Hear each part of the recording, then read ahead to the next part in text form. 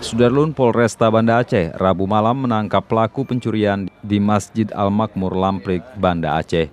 Aksi pencurian itu dilakukan pria berinisial F yang terekam kamera CCTV Masjid Al-Makmur dan kemudian menjadi viral di media sosial. F diringkus setelah polisi mempelajari rekaman CCTV Masjid Al-Makmur. Alamat di Selingum. Tersangka di Masjid Oman berpura-pura dia mau sholat.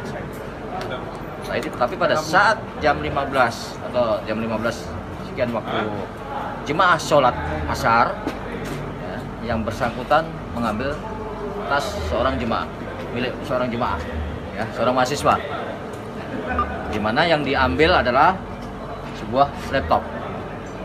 Tapi sebelum dia melakukan pencurian, dia sudah berkeliling dulu. Jadi mempelajari bagaimana situasi di Masjid Oman. Nah, kebetulan di Masjid Oman ini terekam CCTV. Jadi tersangka setelah mengambil laptop milik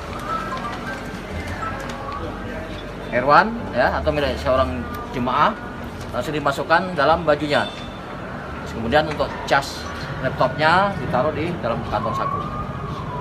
Kemudian tim Elang, tim Polresta Banda Aceh, berdasarkan pengembangan dari gambar yang terekam di CCTV, terlihat tersangka diketahui merupakan warga Kecamatan Selingum, Aceh Besar, yang sehari-hari bekerja di Dorsmer.